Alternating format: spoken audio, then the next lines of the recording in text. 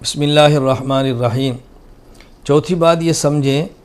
کہ زکوٰۃ ادا کرنا جس طرح مال تجارت پر ضروری ہے، زکوٰۃ ادا کرنا جس طرح سونا اور چاندی مرد کے پاس ہو اس پر ضروری ہے، خاتون کے پاس ہو اس پر ضروری ہے، اسی طرح اگر کسی خاتون کے پاس زیور ہو اور وہ 52.5 تولہ چاندی کے برابر چاندی ہو یا 7.5 تولہ سونے کے برابر سونا ہو، یا کچھ سونا ہے اور کچھ چاندی کے زیور ہیں، دونوں کی قیمت کو ملائیں تو 52.5 تولہ چاندی کی قیمت کے برابر ہو، یا کسی کے پاس سونا ہے اور کچھ پیسے ہیں، اب سونے کو بیچیں وہ پیسے اور جو پیسے موجود ہیں یہ دونوں کو جمع کریں تو 52.5 تولہ چاندی کے برابر ہو، تو ایسی عورت پر بھی زکوٰۃ ادا کرنا فرض ہے۔ مجھے بتائیں ایسی کون سی خاتون دنیا میں ہوگی کہ جس کے پاس صرف زیور ہو، باقی 1 روپیہ بھی نہ ہو، 1 درم نہ ہو، 1 دینار نہ ہو، 1 ڈالر نہ ہو، 1 پاؤنڈ نہ ہو، کوئی اس کے پاس اور کرنسی میں پیسے موجود نہ ہوں، کوئی ایسی عورت نہیں ملے گی۔ اس لیے خواتین اس مسئلے کو بطور خاص سمجھیں کہ زیور پر بھی زکوٰۃ ادا کرنا فرض ہے۔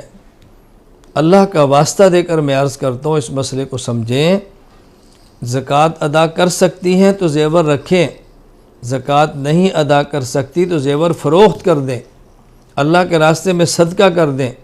کسی کام استعمال کے اندر لے آئیں، جہنم کا ایندھن نہ بنے۔ میں اس پر ایک حدیث پیش کرتا ہوں، دلائل تو اور بھی ہیں، میں مجالس میں مسائل کی وضاحت کر رہا ہوں، تفصیلی دلائل پیش نہیں کر رہا۔ سنن ابی داؤد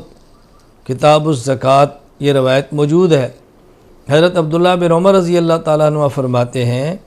ایک صحابیہ رسول اللہ صلی اللہ علیہ وسلم کی خدمت میں حاضر ہوئیں،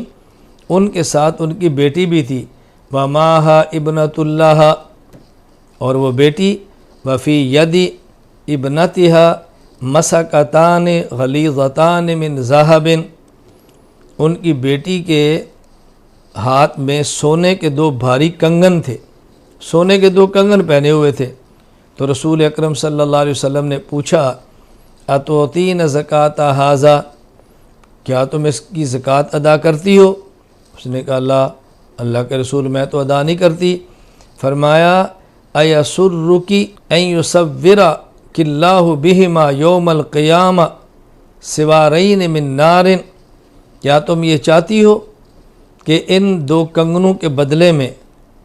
اس بیٹی کو جہنم کی آگ کے 2 کنگن پہنا دیے جائیں؟ اس عورت نے فوراً ان کو نکالا، نبی کریم صلی اللہ علیہ وسلم کی خدمت میں پیش کر دیا، فخلعتہما الی رسول اللہ صلی اللہ علیہ وسلم، اور کہا اللہ کے رسول یہ اللہ کے راستے میں صدقہ ہے، قبول فرما لیجئے۔ تو رسول اکرم صلی اللہ علیہ وسلم نے کس قدر سخت تنبیہ فرمائی ہے۔ نبی کریم صلی اللہ علیہ وسلم تنبیہ فرمائیں، رسول اکرم صلی اللہ علیہ وسلم پر زیور پر زکوٰۃ کی بات فرمائیں،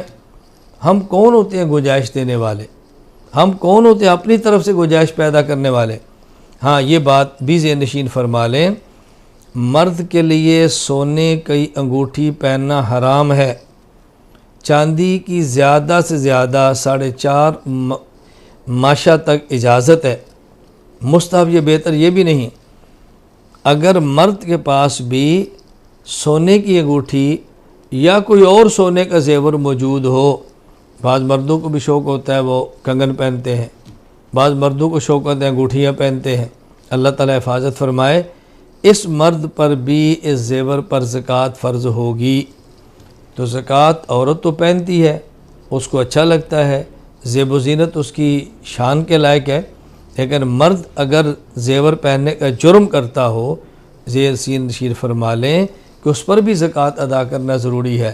تو میں جو بات سمجھانا چاہ رہا تھا وہ یہ کہ زیورات پر بھی زکوٰۃ ادا کرنا لازم اور ضروری ہے، اس میں کوتاہی ہرگز نہیں کرنی چاہیے۔